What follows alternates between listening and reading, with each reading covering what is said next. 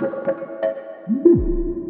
folks, Matthew Weiss here, WeissAdvice.com and WeissAdvice here on YouTube. If you've ever been on an online audio forum or music production forum, assuredly you've seen the question, what microphone should I purchase for recording my voice? And inevitably, somewhere in the answer section below, someone will say, get you a Shure SM7B. And they will tell you that Michael Jackson recorded on it, and Kurt Cobain recorded on it, and any other myriad of extremely talented musicians have recorded on it, and it was their vocal microphone. It sounds amazing. Is that really the case? Is the Shure SM7B going to live up to the hype? And the answer, the conclusion, before we get into the discussion that I have for you is, well, actually, kind of, yeah. It is a really great microphone. Now, a lot of that is not simply because it is the Shure SM7B, but because it is a large diaphragm dynamic microphone, and large diaphragm dynamic microphones can be really great and make for great starter mics. And I'll explain what that means in a second. But of course, the Shure SM7B is in and of itself a fantastic microphone, so let's talk about that first. So the Shure SM7B is a really good microphone because it is extremely neutral. It has a very flat frequency response, and it has very little saturation, and so it tends to sound like kind of whatever you put right in front of it. And the transient response is actually pretty good for a large diaphragm dynamic, and so you're going to get a very accurate representation, although maybe not the craziest, spiciest capture in the world, but a very accurate representation of whatever you're recording. And in that sense, you really can't go wrong. And yes, all of those famous musicians did use that microphone, and it did sound great on them, and it's not particularly expensive. It's really between about $300 and $500. Now, the other reason why SM7B is a really good microphone and a great starter microphone is simply because of the properties that it has as a large diaphragm dynamic. Now, I don't have an SM7B. I have an Electro Voice RE20, which is what I'm speaking into right now, and that is also a large diaphragm dynamic. And there's a couple of things that are really good about this. First of all, large diaphragm dynamics are built like tanks. You can pretty much drop them and they will be okay. You can drop them several times and they will be okay. They are built to last, they are sturdy, and even if you do manage to break them again, they're not really super expensive. They function like dynamic microphones, but they have a little bit more extended low end because of the larger diaphragm. One of the things, though, that makes them particularly good as a starter mic is their ability to reject side and back information. And the reason why that's very useful is because if you're just starting out, you probably do not have the best space for recording. Treating a space takes a lot of effort. Trust me, it takes a lot of effort.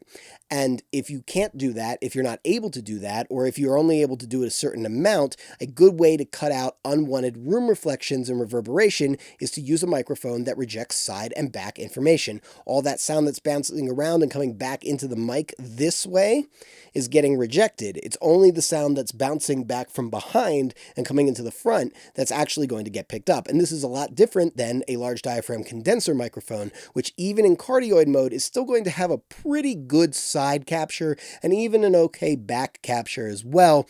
It is going to pick up a lot more of that information. Now, let's not go overboard.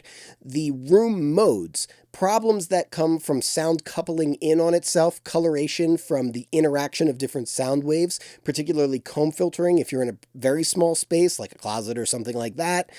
Those are still going to be present in your capture. Maybe a large diaphragm dynamic might mitigate that a little bit, but the room modes are still going to be interacting on the sound itself, and so it is actually coloring the source. But this is going to be still better than what you would get with a condenser microphone. Now, to demonstrate this, I want to show what it sounds like if I am maybe about, here I am, I guess about 3, maybe 4 inches from the front of the microphone. And I'm not going to change the volume of my voice, but what I'm going to do is I'm going to start moving around the microphone, keeping my face at the same distance, talking at the same level, and now I'm speaking directly into the side of the microphone. Again, still trying to keep my voice pretty much the same level here, but you'll notice how much less level is being picked up, even though I am very, very close to the microphone. And when I come back around and I'm in front of the microphone here, you hear my voice come all the way back. So That's going to be true of an SM7B as much as it is true of an RE20 as well. Now, why do I have an RE20 as opposed to an SM7B? Well, here's the thing. The SM7B is a great neutral pickup, and that's fantastic. And on certain voices, because it's got a pretty darn good transient response, it's going to work really, really well. However, I like the RE20 because it is a little bit more colorful. It's got a little bit of extra something going on, particularly in the lows. There's a very distinct weight to it. Part of that comes from the fact that it has a slower transient response, which is not necessarily a bad thing. Sometimes it is, sometimes it isn't, but it does seem to slow the transients down a little bit, which gives it a particularly husky sound. Couple that with the fact that there's a little bit of extra weight going on in the lows and a very distinct husky woolly saturation happening between about 200 and 500 hertz, and it gives you a really interesting sound, a particularly weighty sound, and that makes it good for either tenor voices like Stevie Wonder, soprano voices like Etta James, or even baritone voices like mine that just happen to have a lot of frequency content that live in the upper ranges of the face, like, my voice is kind of nose tony a little bit. So this helps to bring out the chest of my voice. The other thing is, whether it's an SM7B or an RE20, one of the things that I really, really like about this microphone is that while you might purchase it for vocals at the beginning of your recording career, what you'll find is that even if you do upgrade to a better microphone or a more suited microphone to your voice or the voices you're recording, the SM7B or the RE20 is going to make for a fantastic instrument mic. It's a microphone that you will never get rid of. So it's not like you're going to purchase it and then you're going to have to sell it and upgrade later. You're probably going to want to keep it around. Now, both of them sound good on the sources I'm about to mention. I prefer the RE20 overall, but you will get people who say differently. I think it sounds really interesting on snare top. Not always suitable, but it is a very unique and cool sound, particularly the RE20 because of the transient slurring. It sounds fantastic on kick drum. Both the SM7B and the RE20 are great on kick. I think on bass cab, the RE20 is pretty second to none. I would put it up against even the most expensive condenser microphones, and I think that you're going to get something potentially as good or better. Guitar cab, it's kind of the same thing. I really like an RE20 on high gain guitar. I think that it sounds fantastic. And keyboard amp as well, pretty unbeatable in my mind. So, whether it's an SM7B or an RE20, I think that it is a good purchase. Even if it doesn't end up being your final purchase, you will probably keep it throughout your career. I love this thing. I've been using it now for over 15 years. I would never give it up. Okay, so one of the things I want to demonstrate here is the sound of the RE20 as a vibe microphone. And this is, again, why I like the RE20 over the SM7B, because of its very distinct, unique vibe. It immediately imparts this sort of almost vintagey kind of color. Now, to demonstrate this, I'm going to play a clip of myself singing. And I just got over a cold. So, here we go. Baby, you understand me now. If sometimes you see that I'm mad,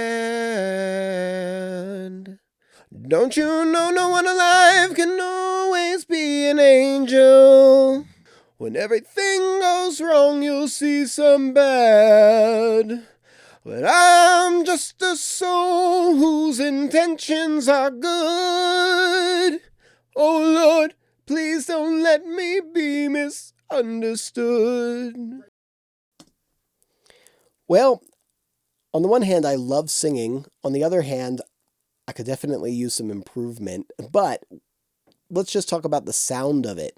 The sound of it immediately has this sort of almost sepia, red sepia huskiness to it that, I don't know, it feels vibey and vintagey no matter what. And there's no amount of EQ that's going to take that personality out of it. So that's one of the reasons why I think that if I have to pick the two, it's going to be the RE20. But that said, if you're not sure, pun intended, which microphone to pick, the SM7B is an absolutely surefire shot. Oh, puns, terrible. Okay, let's wrap up here. If you like this video, hit that like button. If you want to catch more videos like this, hit subscribe with the bell notification so you get notified. Hey, the complete low-end guide is still free until the end of the year. Sign up to that newsletter, get your free copy before it goes on sale for $37 because free is better than 37. Go get it. And lastly, you know what we say here at Weiss Advice. We are musicians, sound is our instrument, and I will catch you next time.